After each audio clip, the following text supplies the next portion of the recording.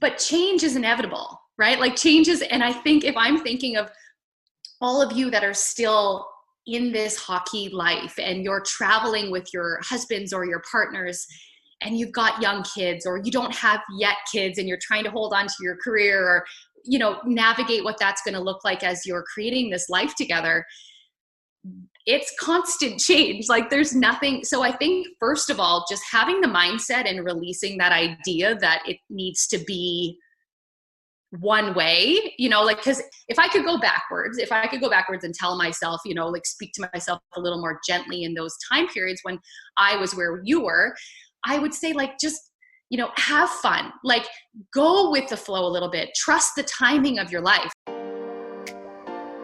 What gets us through this crazy hockey journey is our amazing community of women. Inspired by our online network, Breaking the Ice is a platform created to connect us even more as we share our stories, our passions, our tips, tricks, do's and don'ts for all things hockey, and so much more. For hockey expats, by hockey expats. So lace them up and tune in for a new episode every Wednesday.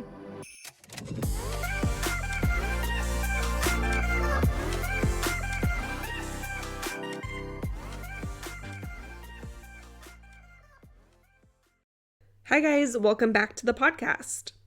Today I have Natasha Bell joining me and oh man, I cannot wait for you guys to hear this episode. Her and her husband spent several years in the NHL and the AHL, but they also ventured over to Europe for several hockey seasons in Switzerland and Germany. I started following Natasha a while back when I started the Instagram page, and I just knew I had to have her on for an episode. I left our conversation honestly just feeling so refreshed and at ease, and I truly think you'll finish feeling the same. She has an amazing blog, and I receive her weekly newsletters that are always filled with great tips and inspo. And some of you guys might recognize her also from the Little Ice Tribe. She's the owner, and a lot of you asked when it would open back up, so we definitely cover that in the episode. Natasha is also offering all of you listeners 3 months free to her monthly membership called the Thrive Society. It's a community of women, and she checks in a few times throughout the week to see how you're doing and keep you accountable, share pieces of seasonal holistic health, drop new recipes, DIYs, mindset, and personal development tips. And they have a monthly live coaching call where you can ask her questions. So you might as well take advantage of that because that sounds so amazing. And I feel like it's just the perfect time entering into the holiday season. You can find more information about this in the show notes. I hope you love this episode.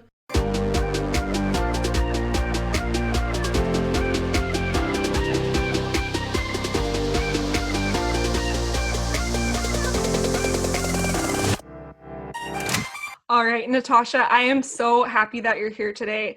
Just from following you on Instagram and reading your blog, you seem like such a positive light, and I'm really looking forward to just getting to know you more. So thank you for coming on the podcast today. Oh my gosh, I'm so excited. Thanks for having me. Of course. So I wanted to start off, will you tell everybody just a little bit about your hockey story, your wellness journey, and just who you are? Okay. Hold on tight. No, it's I think it's so fun to do chats like this because it's so easy to get caught up in the everyday and the, you know, looking forward all the time, that it is nice to sometimes reflect back on what the journey has been. So yes, my name is Natasha Bell. I hail from a very small village in southwestern Ontario called St. Paul's. We live about 10 minutes outside of Stratford. My husband has now been retired from hockey for 4 years. I'm doing the math correctly. We have 3 awesome kids. Our daughter Sloan is 8 years old. My son Roman is 6, and Scarlett, she is 3 now. So our life is really full and wonderful. My husband now actually currently works on kind of the other side of hockey. He's working with the Arizona Coyotes now as director of player development. And so our life is, you know, in our time of being together over the last 12 to 13 years, a lot has changed. But if I kind of go backwards, I first met my husband, in elementary school. We both live in the country. Yeah, it's so funny. It's such a funny story to tell. And I'll try to stick to the Coles notes because it can feel a little long sometimes. But we both literally like lived down the road from each other in this like really small, like rural setting. And our school, like our kids had gone to the school as well too. like 200 kids, like it's a country school. So I knew him, it's just small town life. Like our families all know each other, but we didn't reconnect till later in life. I had originally gone to college in London, Ontario for broadcast journalism. That was kind of my first love. And so I kind of finished school. I took a leap of faith and took my first job in Timmins, Ontario. I don't know if anyone knows where that is, but so far away, super north. And in that time, he was playing in San Jose.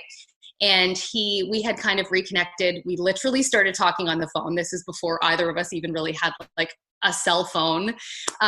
So it was really like there was none of this video stuff at the time. So we just really got to know each other over the phone. And then on All-Star break, I went out to San Jose and got to know him in a very quick amount of time. It was a very memorable trip. I took my cousin just in case things didn't work out the way we thought maybe.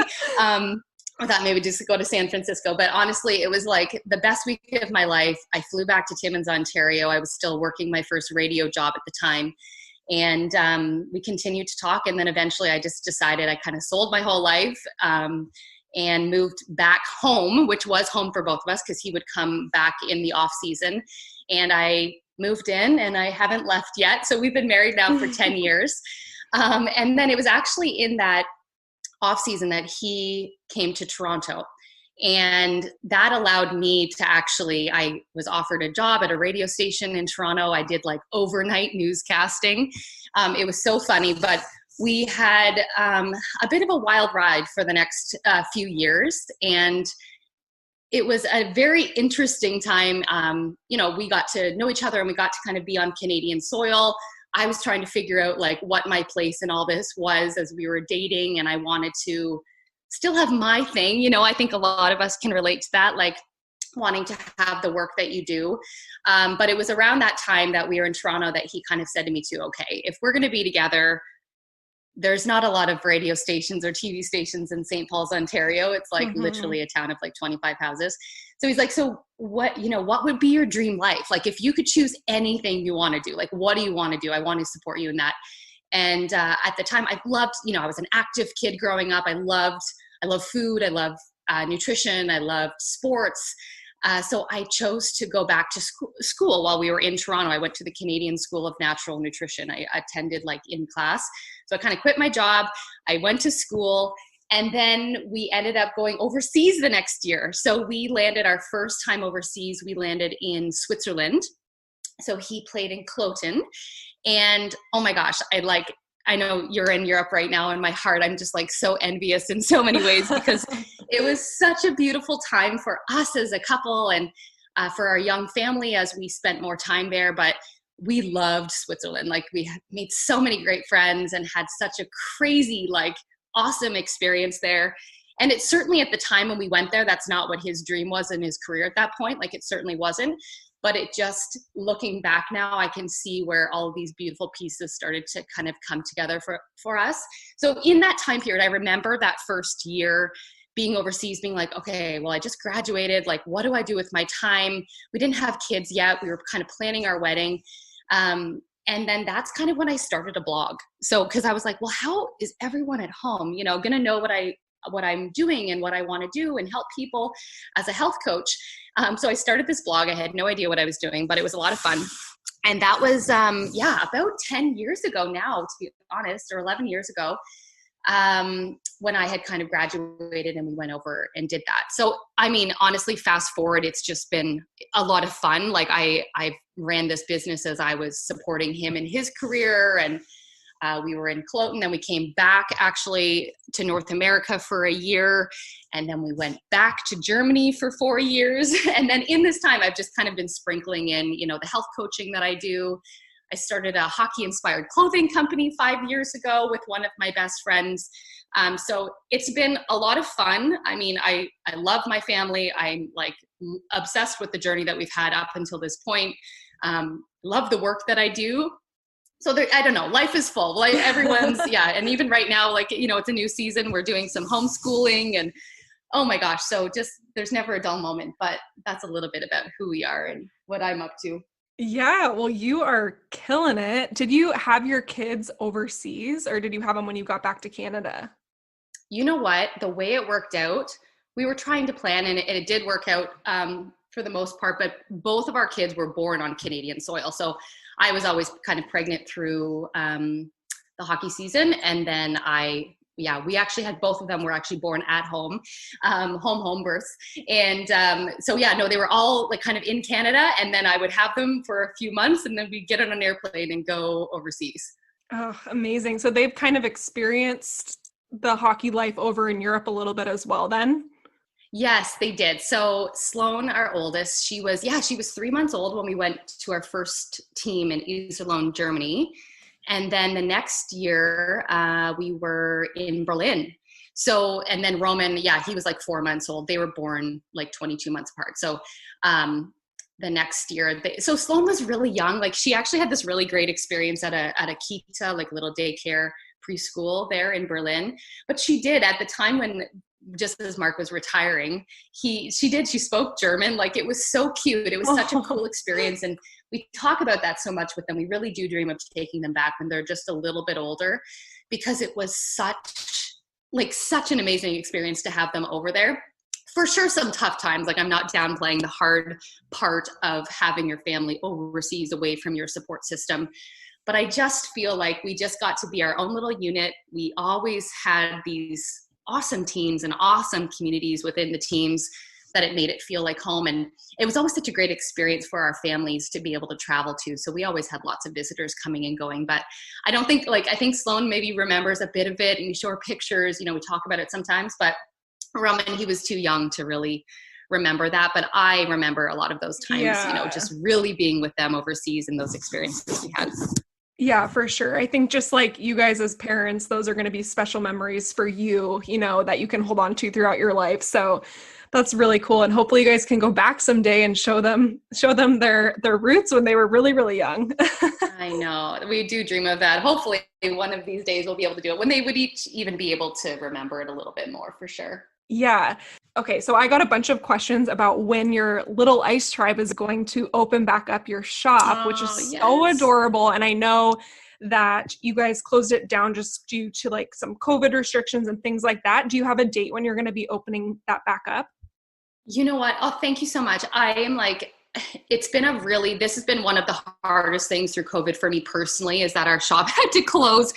I just want to backtrack a bit and also give a huge thank you to anyone who has purchased our stuff, because our hockey family has been so supportive. Like, obviously people I know personally, but there's been lots of you that I don't know personally. And I just want to say thank you so much and believing in what we did. So 5 years ago, it was actually when I was in Germany, I had just had Roman. I remember I was not sleeping very much. I was wondering if I was going crazy, like coming up with this business idea. Worked on it kind of for about a year. It was really hard to find, like Canadian made manufacturing and coming up with all the processes, because it was certainly not in my wheelhouse, nothing I had experience in. But I felt really determined to give back to hockey and everything it had given our family. And I loved the creative process of coming up with a lot of the designs. So, we had a great run. The first few years we were doing it all. Like, honestly, the first year my mom had all of our inventory and was shipping it while I was overseas, and my business partner was in Grand Prairie, Alberta, where she was living at the time. And then we moved back home and I ran it from like our house, like shipping stuff. And then we built a space. And then we had it all there, but we made a partnership about a year ago. And it was going to really allow us to like scale up, take some of the stuff that was really hard in this type of business, and let us to kind of grow it. Well, then COVID happened, which was such a bummer. So our inventory is currently in a different location, and we're in the process of getting that back and kind of seeing what that means now and how we're going to move forward. But as soon as I know when I have my stuff, I'm going to let you guys know. Yes. And we do, we have all our stuff. Again, it's been such a fun business to have, and it really I love it. It never feels like work. And again, yes, as soon as I have an opening date, we will for sure be sharing it on social media. We'll send a newsletter out to all of our community as well, who's been so supportive. So I'm hoping, there's no concrete date, but I'm hoping really, really soon. Okay, perfect. Yeah, I cannot wait. I'm definitely going to be ordering some stuff whenever you guys open back up, because it is so cute. Oh, thanks. Oh, I love it. As I told you, I was doing a deep dive on your blog and your website. And I like, I seriously think I was looking at it for 2 hours because I just got so wrapped into your blog posts. And I just love the way that you write and express yourself. And I saw your blog post about your formula for work-life balance. And I love this because I think it's something that a lot of people struggle with. And I also really liked how you use the word intentional, because I think that sometimes we get so caught up in like going through the motions every day, and we really don't slow down until we feel burnt out and stressed and overworked. So I'd love to hear a couple of your favorite tips on how to find this work-life balance. Oh my gosh. Well, thank you for your sweet words. Honestly, sometimes, when you put things out into the World Wide Web, you don't know who it's going to land or who's going to see it. And there are a lot of years of stuff on there and ideas. And I love that creative outlet. But work-life balance, like I feel like that has meant a lot of things to me over the past decade. And I think what I try to breathe life into when I work with my clients and I try to talk nicely to myself or my girlfriends or whatever it is, it's like, it's not a balance. And I know that sounds so cliche, but I feel like it's more of a dance. It's just this constant, like these ebbs and flows of life.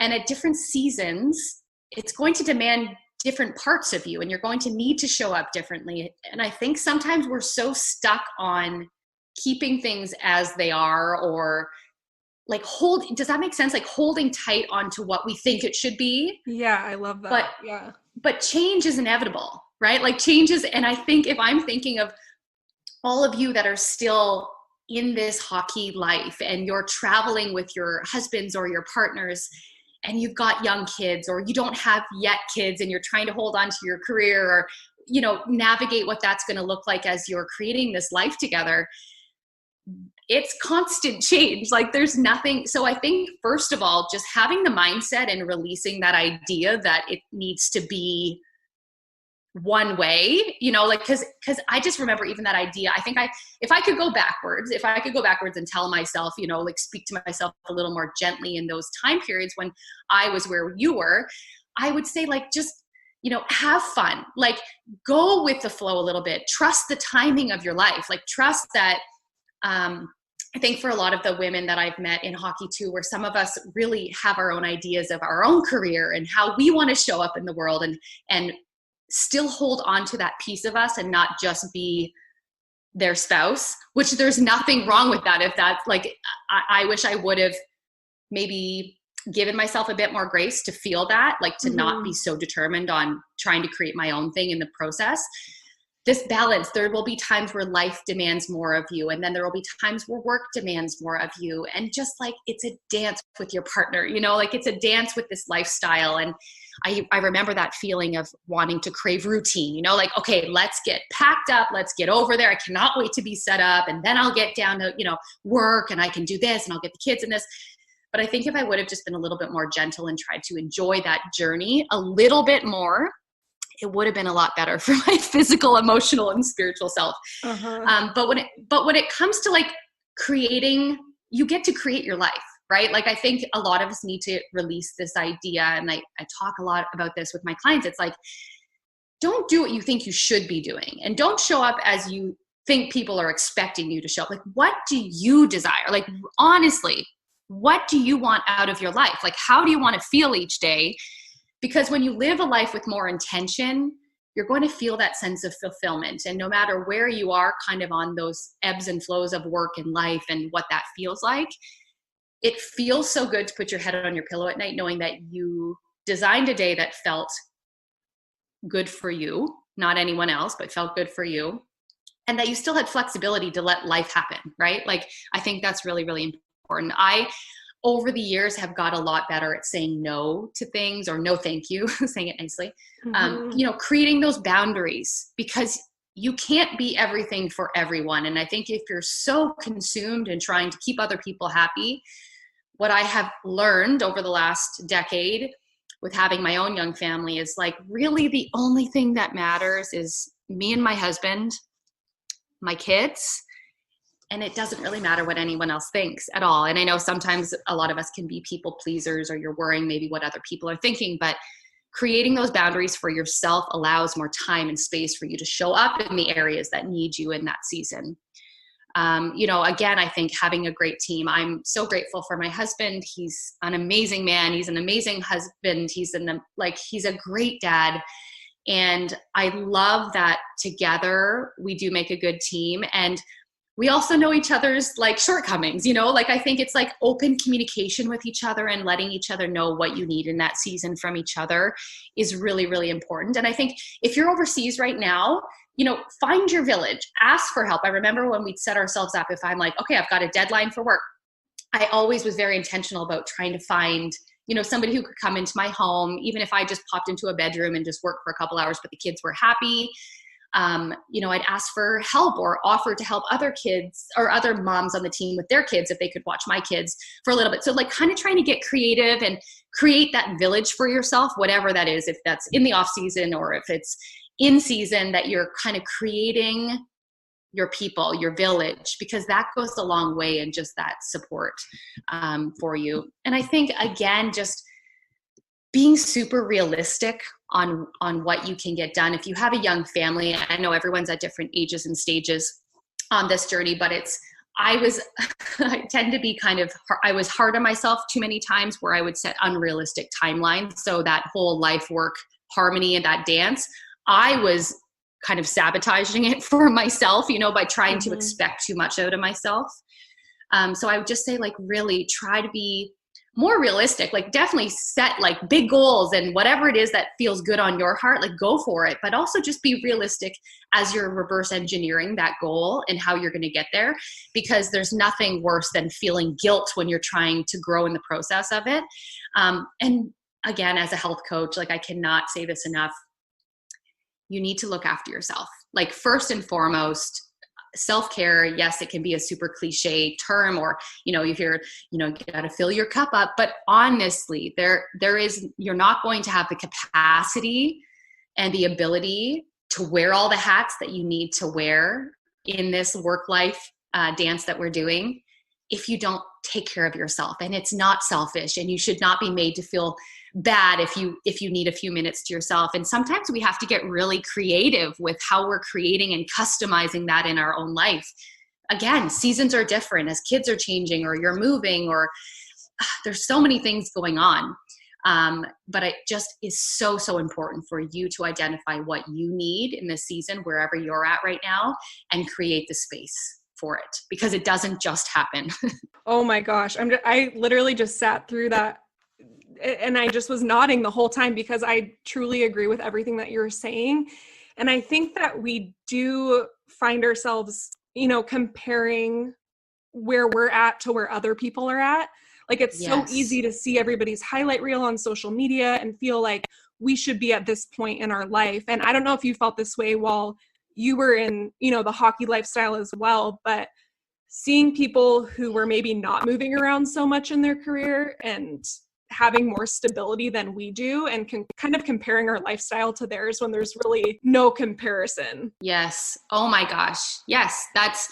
I think if anyone tells you that they don't have those feelings, or they haven't had those feelings, they're just not telling you the truth. Yeah. And I think as self-aware as we all are, like we all know that we shouldn't be looking at other people's things and comparing it to ourselves. But what I find myself at times, and in the women that I work with as well too, like we're constantly in this distraction state, right? Like the scroll, whether you just need to like go on autopilot for a bit, which is fine. But it's like all of a sudden it starts messing with your psyche. You're right. You're looking at what other people are doing. And I think the thing, I have to talk to myself about this sometimes too, because 3 young kids, my husband is still traveling. There's still things that I wish, maybe I wish I was further ahead in my career, or I wish I was further ahead in other parts of my personal life, whatever that might mean. But it's like remembering, like, trust the process. There is more than enough for all of us. You're writing your own story. And no matter what it is, whatever work you do, I feel like a lot of women in hockey too, I think a lot of us start up these little side hustles, or are entrepreneurs, or because want that flexibility and want to be able to take it with us, whatever that means. I just feel like just you are you, you know, like really put the blinders on. There's times where I literally have to stop watching social media if I find myself making decisions or trying to go after things that I'm watching other people do. I'm like, whoa, that's not for me. That, you know, that's not for me right now. And that's okay. There's no wrong way to do this thing. But all I do know is that we get one chance at this life. And I guess my biggest thing every single day, the reason why I want to show up in the world the way that I do is I really do feel like I'm living my legacy. Like I want my kids to see that anything's possible. I want them to see that what we did as a family, I didn't lose myself in the process of supporting my husband, that I want to help other people. You know, like we all are going to have whatever is on our heart to create in this world. But you're right, that like comparison piece is a killer of creativity, a killer of like creating that vision and designing the life with intention that you want.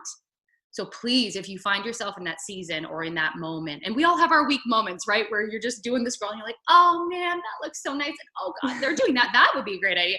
It's like, well, no, like, is that for you? You need to have those filters to be like, why do I feel that way?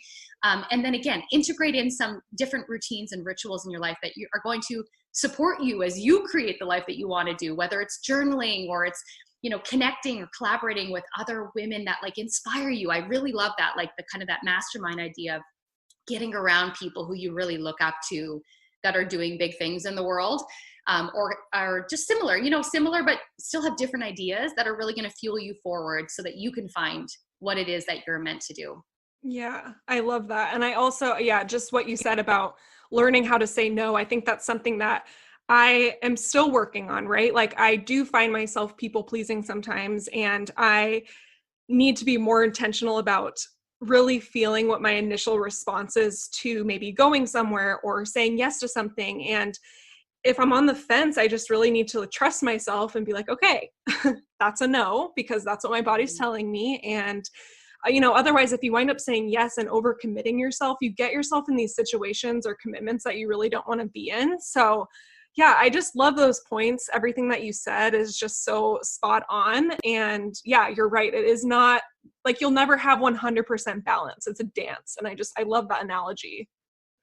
Yeah. And I think I love what you said about like, if I listen long enough, my body knows. And I think again, in this distracted society we tend to be in so often, and with all of the demands, like, I don't know, obviously at the time of this recording, we're just working through COVID and we're kind of starting to come out of hopefully on the other side of things. But there's been so many, like for myself personally too, we talked about silver linings. Like this time has really made me stop and assess. And our bodies do know if we listen. Like I think that distracted, that go, that hustle. And, you know, even with the ages our kids are at, like activities and my husband traveling, me trying to do my own thing. And, you know, it was just it was so busy. And I hate the word busy, but it was just full. Like everything was so full, but we were literally forced to stop, be together.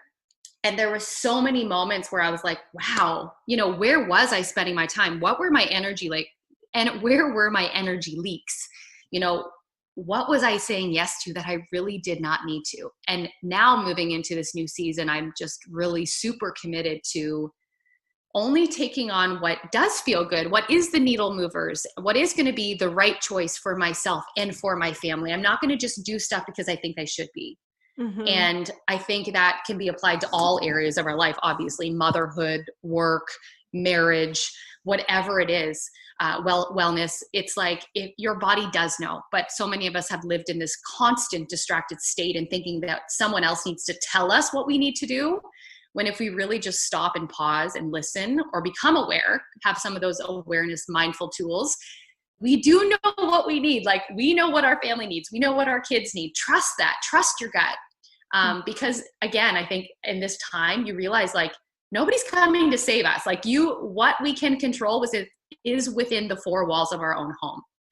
And focusing your energy there will have massive benefits now in the short term, but also in the long term. So what would you say to people that feel like they have to say yes as an obligation? And that sometimes might go to like extended family or, you know, a best friend or something. And, you know, I find myself doing it too sometimes where I'm like, I feel like I have to say yes because it's this person or because of this situation. And like, how do you work through those kinds of, sticky situations where you don't want to hurt someone's feelings, but you also know that's not the best decision for you? Well, and that's such a great question. And I would never claim to say that I have it all figured out all of the time. But what I do find has been helpful, especially as our family gets a little bit older, is like, I just have to be so crystal clear on where we're going, in the sense of like, what are my commitments? So say I'm even looking at my calendar for the week ahead. Like, I love a Sunday well spent where I get to take a peek at what the week looks like. And if I have somebody, send me a text message or send me an email, I have boundaries on my time. Like, I've had to work to not be super accessible to people all of the time. So if people, and it's a joke, my dad, he's always like, oh, thanks for texting me back 2 days later. I mean, if it's like urgent, of course I'm going to pick up the phone and talk to my dad or whatever. But I honestly, I've had to set those boundaries where I walk away from my phone. I don't let other people's agendas dictate where my energy goes in the day. Because if you really think about, so I don't know, maybe you have a more specific example, but if you have requests coming in for your time, whether it's to meet up for coffee or to jump on a FaceTime or to whatever, like if you're constantly reacting to the agendas of other people, you're never going to get the movement and flow in your own life and accomplish the things that you need to accomplish, whether that's personally, professionally, whatever that is. So for example, like right now in my week, I'm at home with the kids. We're home doing homeschooling. I've also brought in some help to support us, but I like today as we're recording this is the one day that I have to do my work. So I have to be so laser focused on what I'm saying yes to. Is that going to move the needle for me? Is it kind of filling my cup in the sense of it's moving me closer to where I want to go, whether it's my health, whether, it's like, I just really have to get so clear on that. And don't be afraid to push things a little bit too. Like if it's something that doesn't need to be done today or tomorrow, like bump it or remove it from your calendar, or set up designated days. Sometimes I'll be like, okay, Friday's kind of our free day. If somebody wants to hang out with us, that's kind of a day that it's going to work for us, because I really have to be clear about where our time and energy is going Monday to Thursday. So I don't know if that answers your question a bit, but I just feel like you just have to like be clear on what it is. And I find that journaling, doing my brain dump every morning and kind of journaling again, where I want to go with my family and how I want to feel as a mom and a wife and an entrepreneur, that helps me create what my day feels like and subsequently my week. So when I do my Sunday kind of like planning and looking ahead, sometimes I just drop things. I'm like, you know what, that does not need to be a priority right now. That can wait. And if I'm feeling like it's other people, my husband and I are pretty clear. We love when people just drop in and hang out. Like we love entertaining. All of our family is within like 10 minutes of us. So we get lots of that time. But sometimes we do just have to say, you know what, today's not going to be a great day. And if you're somebody who's a people pleaser, maybe you kind of come up with this, like what your automated email might look like. It's like, I would love to do that. My next available time to be able to do that is, maybe it's a Friday. And tell them, like, don't just let other people dictate how you're going to be spending your time. Because I think the minute you feel empowered when you're doing that, when you're kind of reclaiming where your time and energy is going. And you don't have to be mean. You don't have to be confrontational or hurt people's feelings or be abrupt when you're doing it. But if you are really just clear on what's important to you and being realistic again with your timelines and what is needed of you, you hopefully will avoid that like overwhelm and that burnout feeling when you're giving too much all of the time. So I know that you kind of mentioned, or you brought up COVID, which is just so prevalent right now in this day and age. And I know that people aren't really doing a ton of traveling, but I think so many of us are starting to head overseas if you're not already here. And we're traveling a lot, we're moving all over the world. And I think it's so easy to fall off track while doing so with our, health goals and stuff like that. I'm 1000% guilty of doing this. When I'm traveling, I feel like anything and everything goes out the window. Like will be at the airport, I'll just grab whatever, crappy food is right there because it's convenient.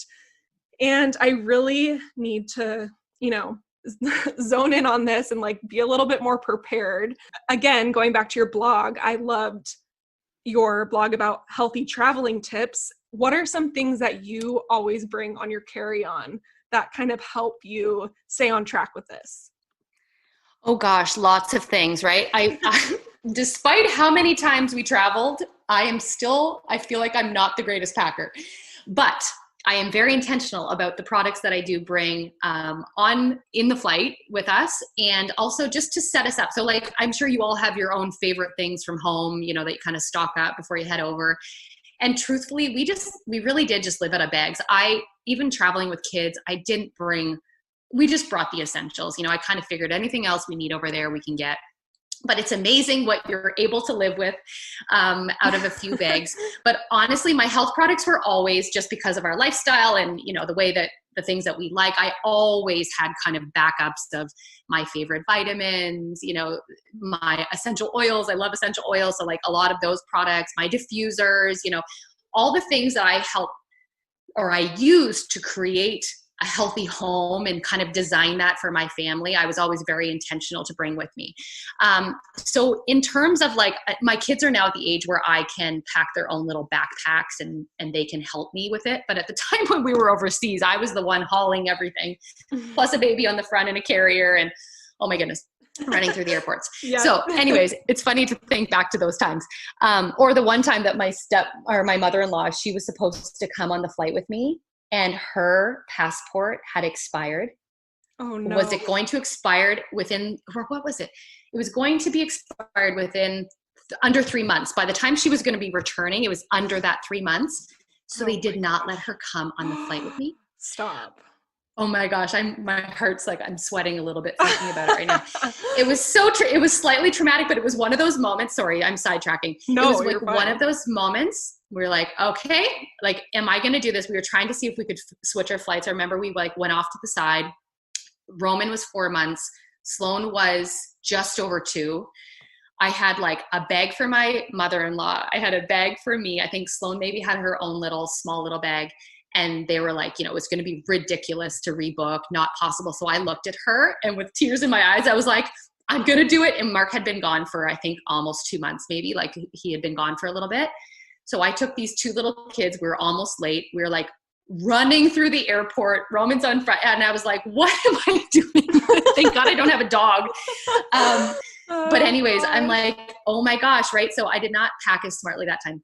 Oh my gosh. Those side trips. Note, this like defines being a hockey wife. Like, this stuff happens all the time. Like, I feel like there can never just be a smooth travel day. There is always something that comes up within the day. Honestly, that just throws off your whole plan. You just can have no expectations because anything could happen. Oh my gosh. And right, just the mindset, because I always just felt that too. I'm like, you know what? In 8 hours, I will be in the same country as my husband. I will have some help. Like, we will get there. And I will never forget that flight, because Roman, like, the kids were great on the flight, but I remember there was this person sitting in front of me. And as we're going up into the air, and I'm not somebody that's confrontational, like, I do not like that, but he was mad that he was sitting by kids, like, oh, sorry about your luck. And he like pushed his chair back as we're going up and almost hit Roman in the head, because I had him like on my body. And all these people around us are like looking at him being like, what are you doing? Here's this poor mom who clearly looks slightly fragile right now. She's supposed to have help. And the flight attendants were so lovely. Like, I had these like angels kind of drop in through my flight. I had this guy who must have felt very sorry for me as my 2-year-old was having a meltdown by the baggage claim, and I had Roman, and I'm trying to haul all of our luggage off. He like walked me through the gate to get to Mark with all of our bags, and I like could have just hugged him. And I was like, man, what an adventure. That's one for the books.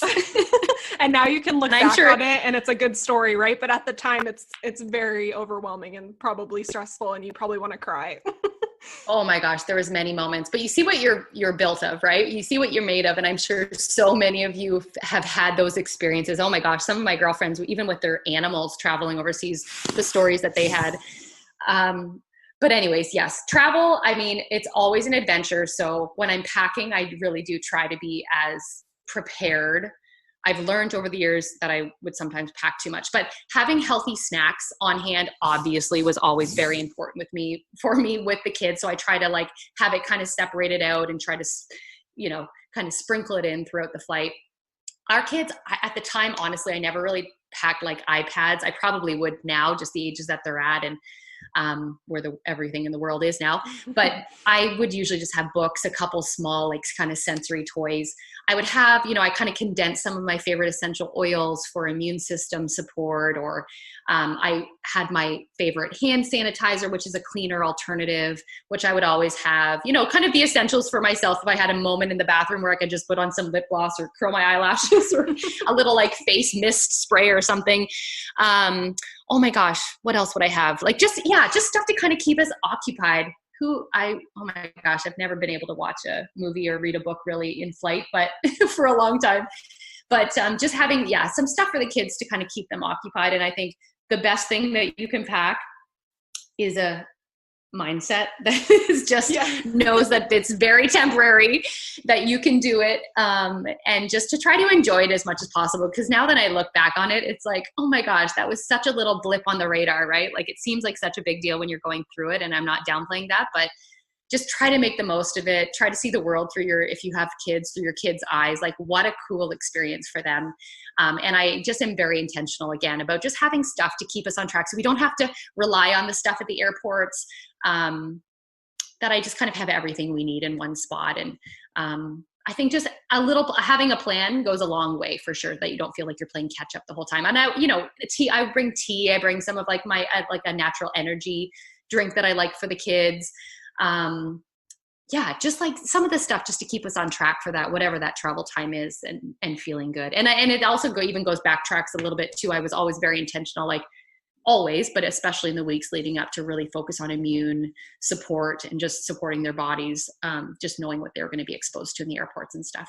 Those hard times where you're having stressful travel days, like you're not like explaining it as you're going through it. So that's not to say like, of course, I'm sure there was times that it was hard for you, but I love that you're able to come on and just share your experience, because it might help someone, that's going through it in the next couple of weeks, that can take a little bit of information and apply it to their own lives. Yeah, I love that. And I think it just, oh, good. And I feel like, right, we all have our own different priorities too, and whatever. I always loved seeing what people would bring from home, like certain baking supplies and things that like we couldn't find over there. But I'm sure even now, I mean, again, we've been home for 4 years with whatever, the Amazons and all these places now that are just everywhere. I feel like you could probably find most things, but I always like bringing a little slice of home, but also trying to adapt to the world that we were in, and not trying to think that it should be Canada, or you know what I mean? Like just trying to make the most of our experience over there. Yeah. And someone also suggested a good tip is to go to the dollar store and get little gifts for your kids and wrap them as presents and bring them on the plane, and throughout the flight, give them these little presents to open just to keep them entertained. Oh, yeah. Yeah. Like little, like whatever, a little toy, just something to keep their attention for at least 3 minutes. Yeah, exactly. You're going to have to get a lot of presents, but yeah. Oh, that's a cute idea. I do like that. That's great.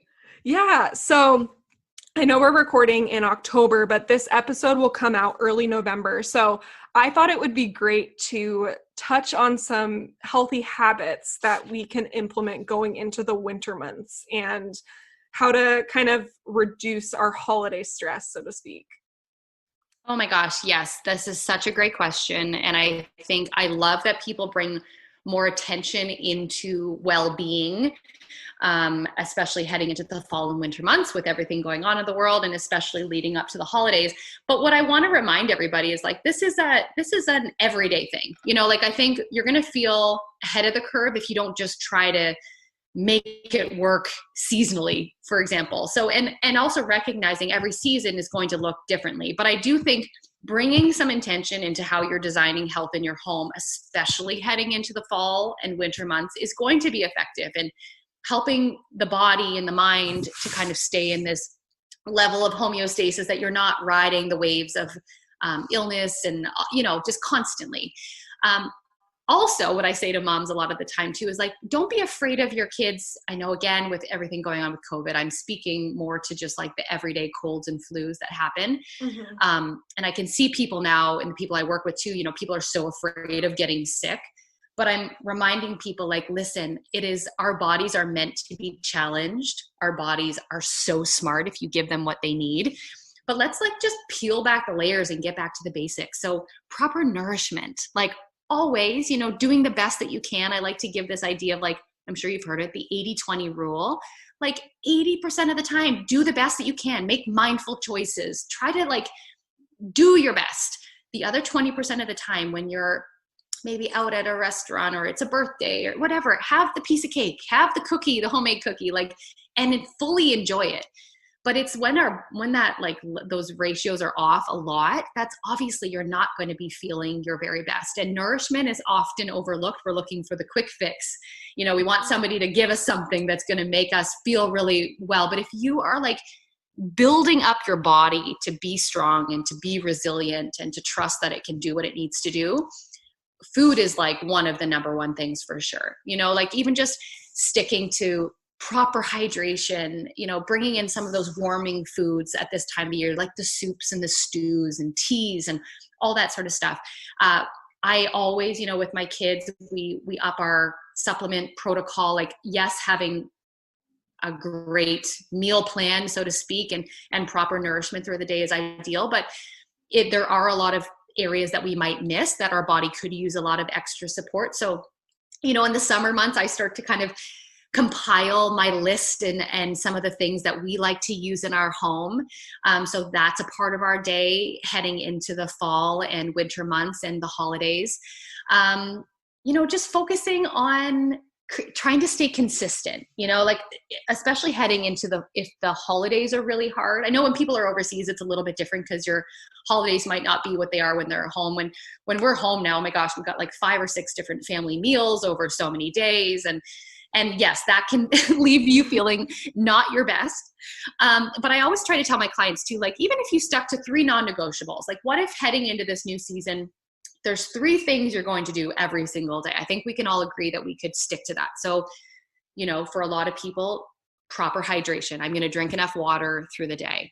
I'm going to set myself up with success. I'm going to have my supplements or my vitamins kind of laid out and ready to go where I can see them. So I take them consistently. And if I don't know how to do that, then I'm going to set a little notification to my phone, like whatever it is to make sure that it happens.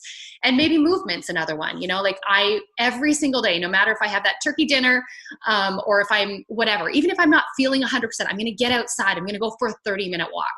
Or I'm going to find that, video and do some yoga and some stretching or whatever it is. But I think if you just always know that you're showing up for yourself every single day, you do 3 things for yourself, you get creative with where you're going to, put that into your day, you're always going to stay more kind of even keel.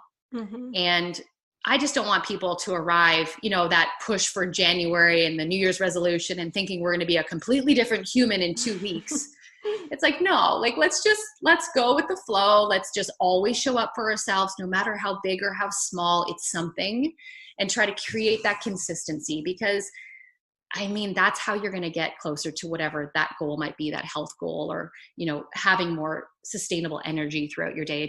You have to generate it. It doesn't just happen. You have to be really mindful of like how you are showing up for yourself. And it is those simple things that will often make a huge, huge difference. Getting to bed in good time, and creating some healthy kind of bedtime hygiene, so that you can restore and you can wake up feeling better. So there are lots of other ways that you can obviously do it, but I think mindset's everything. Finding joy when you are going through seasons of celebration or whatever, but also just maybe try to stick to 3 non-negotiables that are going to make you feel good no matter what else happens throughout the day. Do you have any favorite meals that you like to kind of keep on rotation at your house? I love having healthy food, but I do not love being a slave in my kitchen. Like, I'm not into that. Some people love spending lots of time in their kitchen. For me, the reward is like that it's healthy, it's nourishing, it tastes delicious. First and foremost, I try to make most of our food in our own kitchen. Like, we don't get takeout very often. We don't go to restaurants. I really try to prioritize our food dollars into food that is going to be really good for us, because that is really important to me. Believe me, I love a date night out and going out for dinner, but most of the time I'm very intentional about what I do in our home. So I love to say to people, like, some people are like, meal prep for 4 hours a week and do that. I just feel like it's setting most people up for failure in a lot of ways. But what I do think is important is to have a bit of a plan, a flexible plan, have an idea of maybe, even if it's just like 3 dinners for the week, like being intentional. I love I use a meal subscription, like goodfood.com. I use that here in Canada right now. I know there's other ones out there too. I like to sometimes bring that in because I know it's still healthy and it helps me out if I'm feeling like not as creative, or I know it's going to be a busier week for us. So that's something I lean on. But for sure, my kids, like, we do love soups. My kids love, oh my gosh, like I do a lot of like one pot meals too, with like gluten-free pasta and pesto and a protein. My kids also like to just pick away at different things too. And I always just try to like sneak in other things. So if I'm doing a pasta dish, I'll do like, some hemp hearts and like some olive oil and some fresh herbs and spices that like are kind of challenging their palates, but it's also, there's a lot of health benefits to them as well too. And I would also just say, like, don't overcomplicate what you think it needs to be. Like, I'm really just one for more simple meals. I don't love a lot of kitchen gadgets, but if I can use, like, I just got an Instapot. I have to figure out how to actually use it. I'm late to the party. Your life will forever be changed in the wintertime. It is the best. Do you love it? I love it. You can make a whole chicken in an Instant Pot in 20 minutes. I mean, I have my girl, so I'm so anti like extra, like I like minimalism. I think that came from actually living in Europe and only living with what we had in our bags and not having a lot. Like I can't, right? Like I can't stand a lot of clutter. I don't love a lot of gadgets. But my girlfriends, I have so many girlfriends that are like, love it. And some clients that are like, it is like life changing. So I finally got one. It's still in the box. I think part of it feels a little like, I'm like, okay, I got to figure this thing out. But my slow cooker up until now has been a really kind of helpful, thing. And what I would say, even just to backtrack so you feel prepared, I really believe in a night well spent, like how I said, a Sunday well spent. I think taking a little chunk of time, like 30 to 45 minutes the night before, to have an idea about what is breakfast going to be, what is dinner going to be. Don't let the day just dictate what happens, so you feel like you're constantly catching up and like, oh my gosh, we're going to run and get takeout tonight because I didn't think about it. I mean, every night there's dinner. I know you're not always going to feel super stoked about creating it, but whatever you can do the night before, even for 5 or 10 minutes, chop up some stuff or have the protein set out. Maybe you're marinating in something, or you even just have the ingredients together, or you have the Instant Pot pulled out, or whatever it is. It's like, just some intention, I think goes a long way. And again, just catering to what your family likes. Like we have animal protein a couple times a week for our evening meal, but I'm trying to sprinkle in a few more plant-based meals as well too, and challenge what my kids love. But yeah, seasonally, we're more into like the warming foods or stir fries and things like that. They really love that kind of food. Yeah. I'm definitely going to start doing the night before thing, because I think that's something that I am guilty of, and my husband as well. Like 5 o'clock will roll around and we're like, what are we doing for dinner tonight? I don't know. And then we want something, but we don't have it. Then we have to go to the store. Then we're eating super late. So I love like doing it the night before, not even in the morning, the night before, taking 10 minutes, just having a conversation. And then you can plan the next day around it. Obviously, like you, I don't love being in the kitchen all day making food, breakfast, lunch, dinner. I feel like I'm always doing dishes, but I do think it's good to have a plan. Otherwise, you're right, you do start to make these kind of quick decisions for convenience. And again, there will be those days. I'm not saying that we don't have those days as well too.